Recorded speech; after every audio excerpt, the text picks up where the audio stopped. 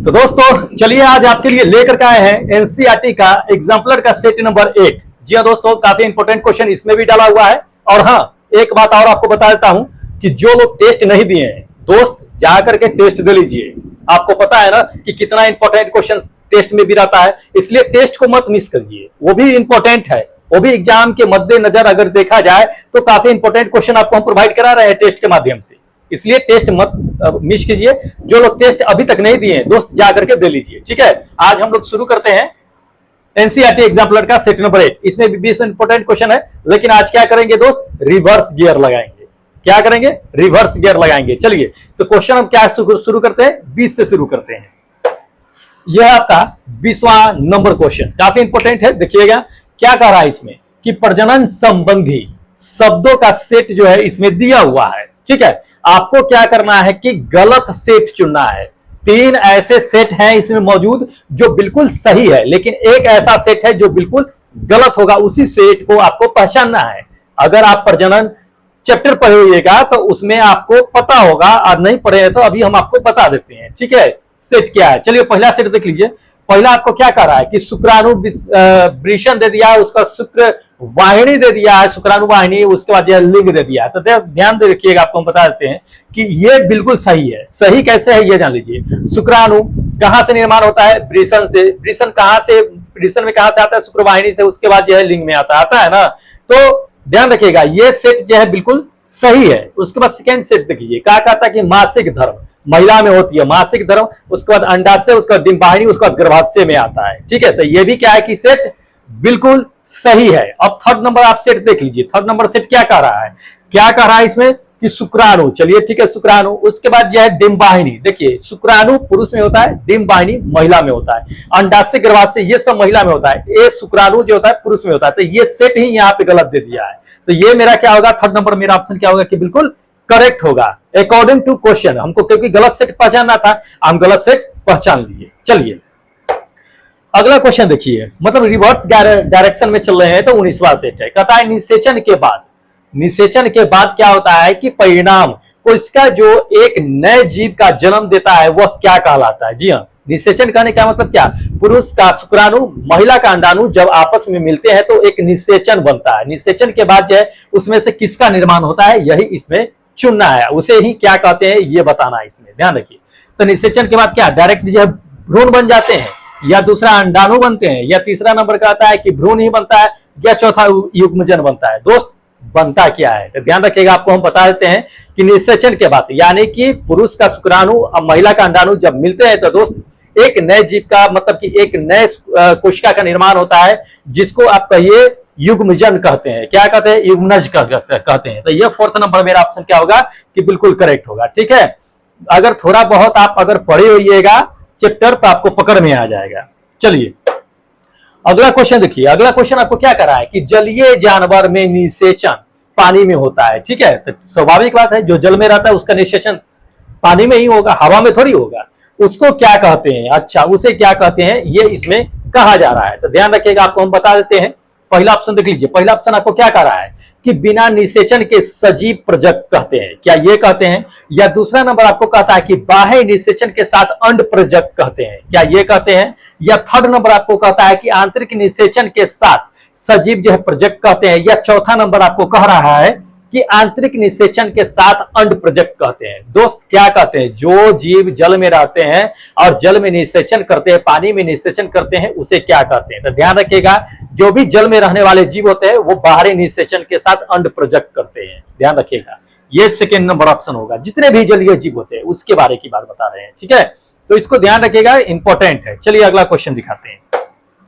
अगला क्वेश्चन देख लीजिए दोस्त। अगला क्वेश्चन क्या कहता है कि नवोदित द्वारा प्रजनन होता है। जी हाँ, नवोदित द्वारा प्रजनन होता है मतलब क्या, नवोदित कहने का क्या मतलब है कि एक नए तरीके से उसका विकास होना, प्रजनन होकर के एक विकास होना। ठीक है, तो वो किस में होता है ये इसमें कहा जा रहा है। पहला देख लीजिए कि हाइड्रा में होता है, या दूसरा पैरामीशियम दे दिया है, या तीसरा अमीबा दे दिया है, या चौथा आपको दे दिया है कि बैक्टीरिया। दोस्त होता किसमें है नवोदित द्वारा प्रजनन, आप ध्यान रखिएगा, आपको हम बता देते हैं। काफी इंपॉर्टेंट है, एनसीईआरटी एग्जाम्पलर का क्वेश्चन है ये। फर्स्ट नंबर मेरा ऑप्शन करेक्ट होगा क्या, हाइड्रा। हाइड्रा में क्या होता है कि नवोदित प्रजनन होता है। आप हाइड्रा को देखिएगा, हाइड्रा क्या होता है कि हाइड्रा से एक जो है क्या मुकुलन निकल करके हाइड्रा जो है उसे विकास होकर के एक नया जो है पौधे का निर्माण कर लेता है, फिर उससे जो है एक नए फिर जो है निकलता है, फिर हाइड्रा एक नए हाइड्रा का निर्माण करता है। तो प्रत्येक हाइड्रा से एक एक क्या होता है कि नए नए जो है हाइड्रा निकल करके एक जो है नए हाइड्रा का निर्माण करते रहता है। तो इसी को नवोदित कहते हैं। ठीक है, जब एक ही से निकल करके एक नए पौधे का निर्माण कर लेता है तो वो नवोदित होता है, और वो सिर्फ हाइड्रा में ही पाया जाता है। ठीक है, चलिए अगला क्वेश्चन देख लीजिए। अगला क्वेश्चन क्या कर रहा है कि मनुष्य में निषेचित अंडे का विकास कहां होता है। जी हाँ, निषेचित अंडे, जो पुरुष का शुक्राणु और महिला का अंडाणु जो मिलता है उसके बाद जो है अंड बनता है, निषेचन नज के बाद अंड बनता है। तो अंड का विकास होता कहाँ है? तो महिला में होता है, स्वाभाविक बात है। तो क्या अंडाशय में होता है? जी नहीं, अंडाशय में भी नहीं होता है। वृषण में होता है? वृषण तो पुरुष में पाया जाता है, यहां भी नहीं होता है। तीसरा कहता है डिंबाहिनी में होता है, जी नहीं, डिंबाहिनी में नहीं होता है। डिंबाहिनी से क्या होता है कि अंडाणु निकलते हैं। उसके बाद कहता है गर्भाशय में, तो जी हाँ, गर्भाशय में ही होता है, गर्भ में, जिसे हम गर्भ कहते हैं। तो वहीं पे क्या होता है कि अंडे का यानी कि भ्रूण का विकास होता है। तो इसको ध्यान में रखिएगा। चलिए अगला क्वेश्चन देख लीजिए दोस्त। अगला क्वेश्चन आपको कहता है कि गाल की कोशिका में नहीं होता है। गाल की कोशिका में इनमें से क्या नहीं होता है, ये पूछा जा रहा है। तो ऑप्शन देख लीजिए। पहला नंबर ऑप्शन क्या कर रहा है आपको कि कोशिका झिल्ली नहीं होता है, या दूसरा दे दिया कि गोल्जी उपकरण नहीं होता है, या तीसरा नंबर कहता है कि नाभिक नहीं होता है, या प्लास्टिड नहीं होता है। दोस्त गाल में क्या नहीं होता है? तो पहले समझ लीजिए कि गाल की कोशिका जो होती है वो पशु की कोशिका होती है। ध्यान रखिएगा, गाल की कोशिका जो होती है वो पशु की कोशिका होती है, और पशु के कोशिका में आपको हम बता देते हैं कि ये प्लास्टिड नहीं होता है। क्या नहीं होता है? प्लास्टिड नहीं होता है। बाकी ये सब जो देख रहे हैं ये सब मौजूद होता है। ठीक है, तो इंपॉर्टेंट है दोस्त, ध्यान रखना है। चलिए अगला क्वेश्चन देख लीजिए। अगला क्वेश्चन आपको क्या कर रहा है कि नाभिक में मौजूद 3 माइक संरचनाएं होती है। 3 माइक संरचनाएं किसमें होती है नाभिक में, यही बताना है। देख लीजिए पहला नंबर क्या कर रहा है कि न्यूक्लियस में होती है, तीन जो है माइक संरचनाएं जो होती है, या गुणसूत्र में होती है, या तीसरा नंबर आपको कह रहा है कि जीन में होती है, या चौथा कहता है राइबोसोम में होती है। दोस्त होता किसमें है? ध्यान रखिएगा, आपको हम बता देते हैं कि नाभिक में मौजूद जो होता है 3 माइक संरचनाएं जो आपको देखने के लिए मिलेगा वो मिलेगा गुणसूत्र में। किसमें? गुणसूत्र में, जो जिसे जीन कहते हैं, गुणसूत्र कहते हैं ना, जीन में पाया जाता है गुणसूत्र।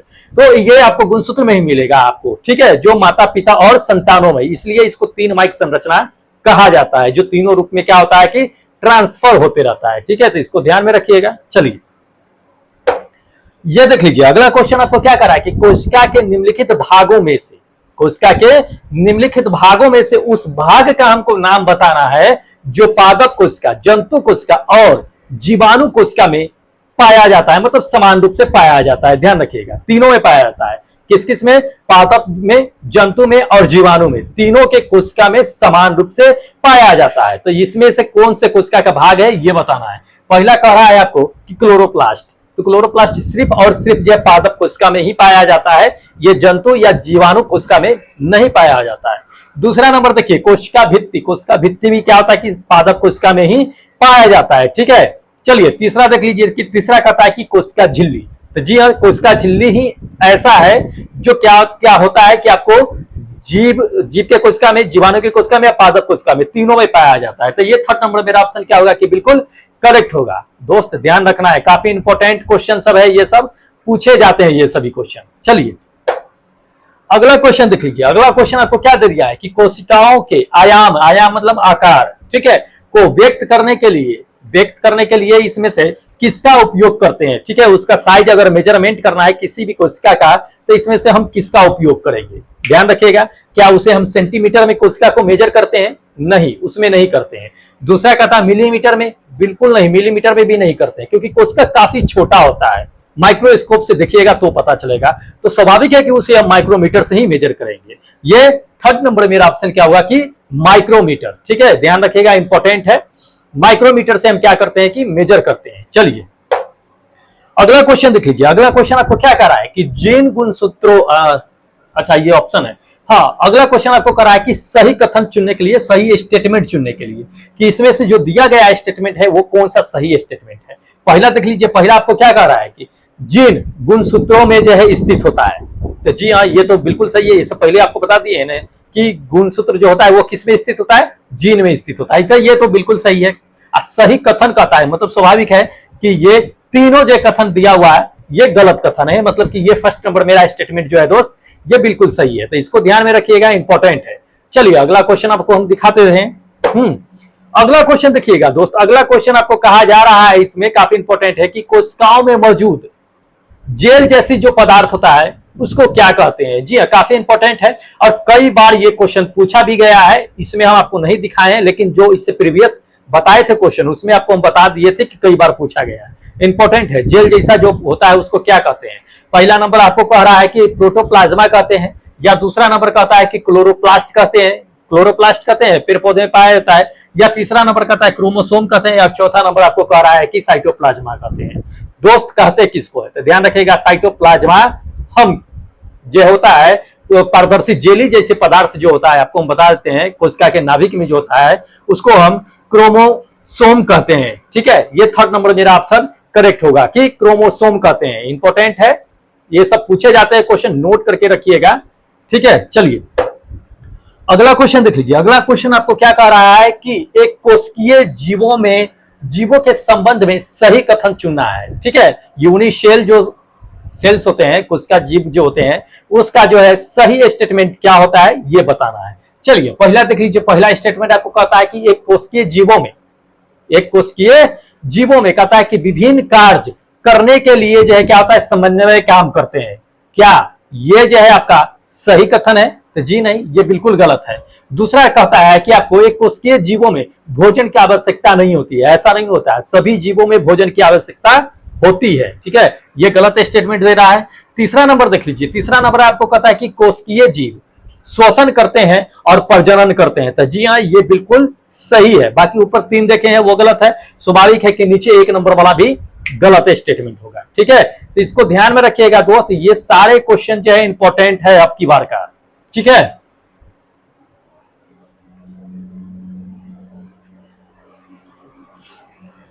हाँ तो चलते हैं हम लोग अगले क्वेश्चन पे। अगला क्वेश्चन देख लीजिए। अगला क्वेश्चन आपको कहता है कि मैग्नीशियम रिबन को जब हवा में जलाते हैं तो क्या उत्पन्न होता है। स्वाभाविक बात है, मैग्नीशियम हवा में जलेगा तो ऑक्सीजन की उपस्थिति में जलेगा। मैग्नीशियम यानी कि ऑक्सीजन से अभिक्रिया करेगा, तो Mg जो होगा क्या होगा कि ऑक्सीजन से अभिक्रिया करेगा O2 से, तो मैग्नीशियम ऑक्साइड बनाएगा। क्या बनाएगा, मैग्नीशियम ऑक्साइड, मैग्नीशियम डाइऑक्साइड नहीं बनाएगा, ध्यान रखिएगा इस चीज को। तो मैग्नीशियम ऑक्साइड बनाएगा, ये मेरा क्या होगा कि थर्ड नंबर मेरा ऑप्शन बिल्कुल करेक्ट होगा। ठीक है, तो दोस्त पूछे जाते हैं ये सभी क्वेश्चन इंपॉर्टेंट है। अगला क्वेश्चन देख लीजिए। अगला क्वेश्चन आपको कहता है कि किसी ईंधन का कैलोरी मान किस इकाई में व्यक्त की जाती है। जी हाँ, किस इकाई में व्यक्त करते हैं किसी भी ईंधन का कैलोरी मान, कि कितना ऊर्जा मतलब जला, कितना कैलोरी दिया, उष्मा दिया, उसको किस में व्यक्त करते हैं, ये इसमें पूछा जा रहा है। पहला देखिए, कहता है उसको कि जो है किलो जूल प्रति लीटर में व्यक्त करते हैं, तो जी नहीं, लीटर में व्यक्त नहीं करते हैं। दूसरा नंबर आपको कहता है कि किलोग्राम प्रति मिलीलीटर में व्यक्त करते हैं, तो जी नहीं, ये भी नहीं करते हैं। तीसरा नंबर देखिए, तीसरा नंबर आपको कह रहा है कि किलो जूल प्रति ग्राम या किलो जूल जो है प्रति किलोग्राम, ये दो वो कंफ्यूज करेगा आपको, ग्राम में या किलोग्राम में। किलो जूल तो होता ही है, ध्यान रखिएगा, किलो जूल होता ही है, तो लेकिन ग्राम में हम व्यक्त करते हैं या किलोग्राम में, ये हमें बताना है। तो ध्यान रखिएगा, फोर्थ नंबर मेरा ऑप्शन करेक्ट होगा। हम उसको क्या करते हैं, किलो जूल प्रति किलोग्राम, एक किलोग्राम में कितना प्रति किलो जूल जो है उत्पन्न होता है, ये इंपॉर्टेंट है, ये पूछा जाता है, मतलब ये करेक्ट ऑप्शन है।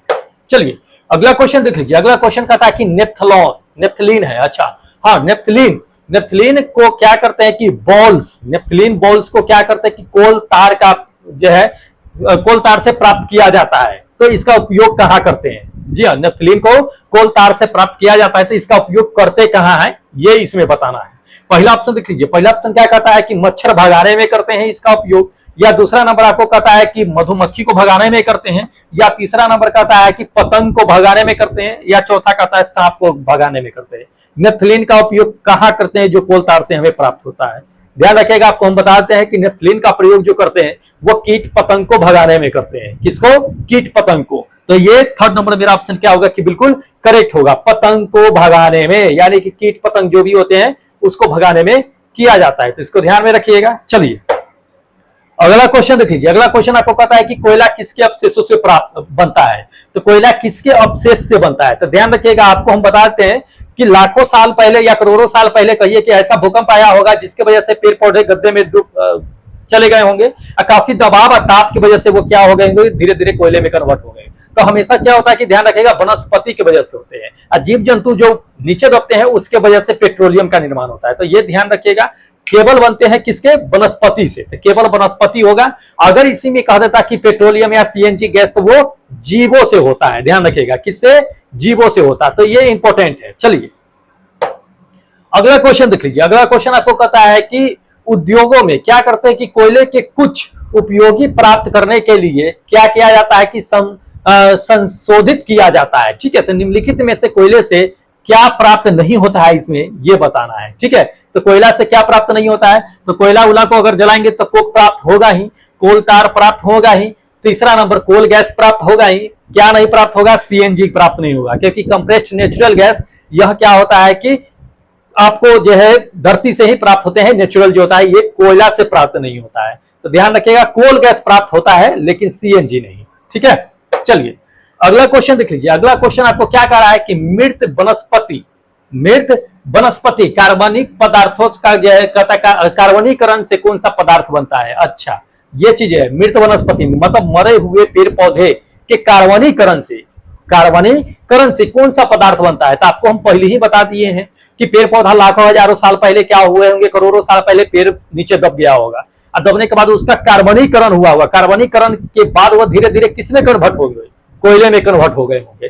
तो ये क्या है कि फर्स्ट नंबर मेरा ऑप्शन क्या होगा कि बिल्कुल करेक्ट होगा कि कोयले का निर्माण होता है। ध्यान रखिएगा, वनस्पति से कोयले का निर्माण होता है, जीव जंतु से क्या होता है कि पेट्रोलियम का निर्माण होता है। ठीक है, चलिए अगला क्वेश्चन देख लीजिए दोस्त। अगला क्वेश्चन कहता है कि निम्नलिखित में से कौन सी अधातु जो है आपका हवा के कांटेक्ट में आने से प्रतिक्रिया करती है और जो है आग पकड़ लेती है? जी हाँ, कौन सा अधातु है इसमें जो हवा के कांटेक्ट में रखते ही आग पकड़ लेता है? ध्यान रखिएगा, आप काफी इंपॉर्टेंट है। पहला नंबर देख लीजिए, कहता है कि आपकी फास्फोरस है, दूसरा नाइट्रोजन है, या तीसरा नंबर सल्फर कहता है, या चौथा नंबर हाइड्रोजन कहता है। दोस्त कौन सा धातु है जो हवा के कांटेक्ट में आते ही जलना शुरू कर देता है? तो आपको हम बता देते हैं, जादूगर आते होंगे आपके गांव में जादू दिखाने के लिए, मिट्टी का छोटा सा टुकड़ा उठाते होंगे, ऐसे रगड़ के फूक मारते होंगे, आग जलने लगता होगा।